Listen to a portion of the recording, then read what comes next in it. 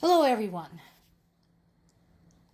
The first thing I wanted to share, there is a new comprehensive update on the military situation in Ukraine on the website owned by the Institute for the Study of War. I've recommended them in the past. Their information is extremely detailed, it is extensive, and it includes really, really good maps. In addition, in the past articles they have written about Ukraine, they've also shown side by side the progression of this war. So I wanted to refer you to that if specifically you want to know what is happening very much from the military standpoint. What is the strategy being used? What are the tactical advantages and disadvantages of each side?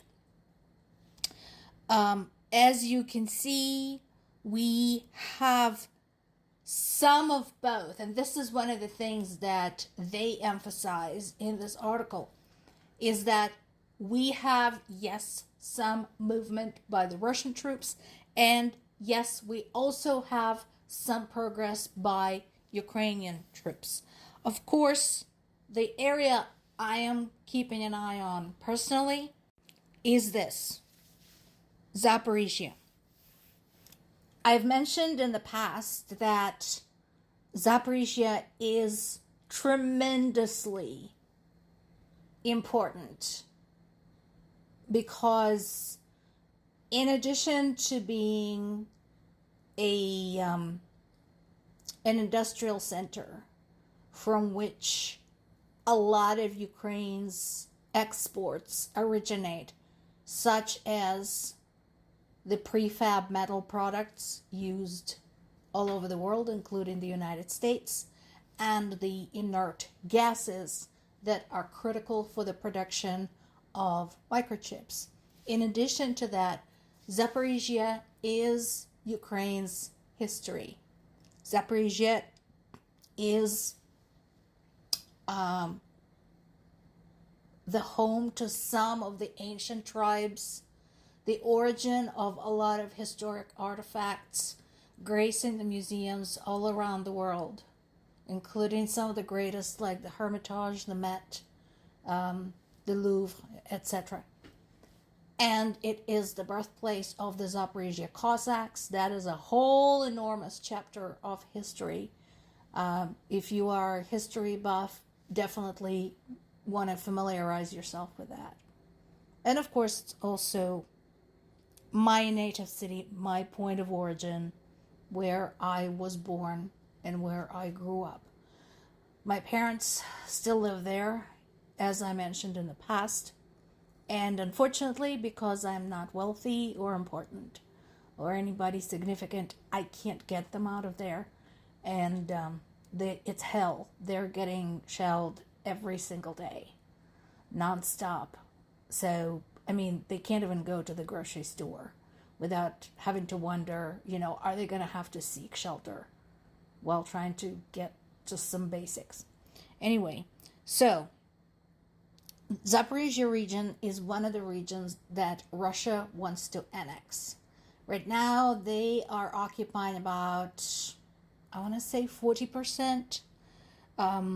Tragically, for my family specifically, the front line passes exactly through the place where we used to have a garden. And that has been bombed out. It doesn't exist anymore. So, there are pieces in the article that specifically talk about Zaporizhzhya region and Zaporizhzhya city, the regional center. This may not seem significant to anybody, but it is. EU is working to roll out the biometric entry system for non-EU visitors starting October. So this will include the US visitors.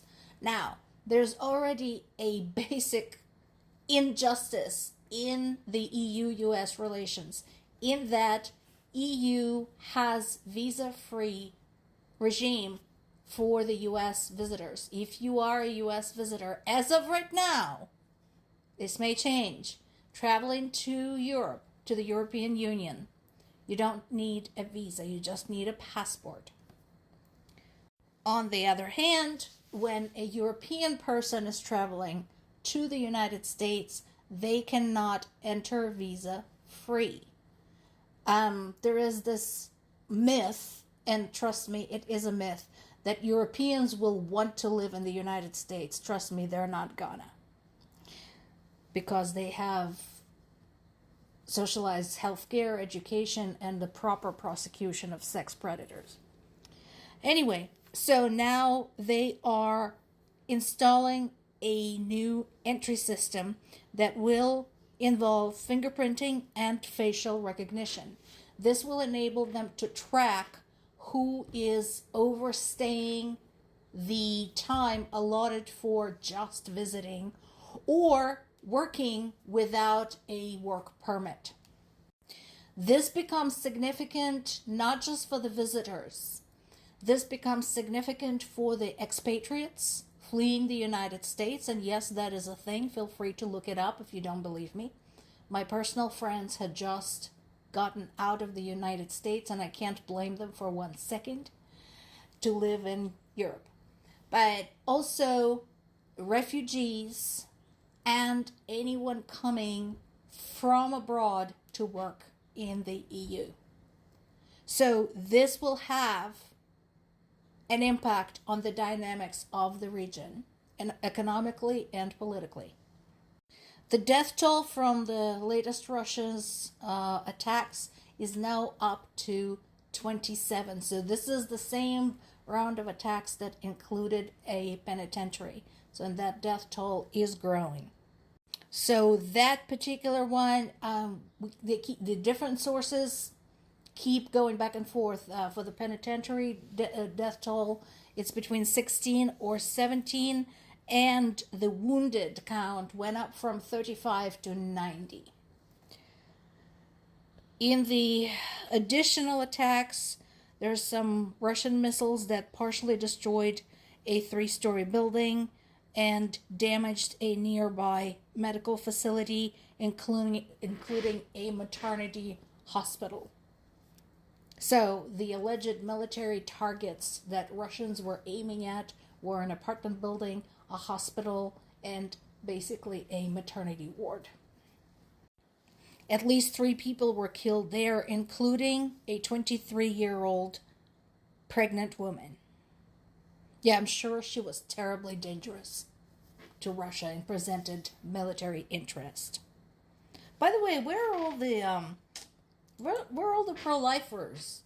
Why don't they have a problem with Russia's bombing pregnant women and their babies before or after birth? Just curious. So the strikes were massive, impacted 73 cities, towns, and villages. And here's where I agree with Zelensky. Those strikes are not accidental. They're planned. They're deliberate. They're aimed at terrorizing Ukrainian civilians. There's no two opinions about this. The projectiles used are glide bombs, drones, and missiles. So we talked about the drones.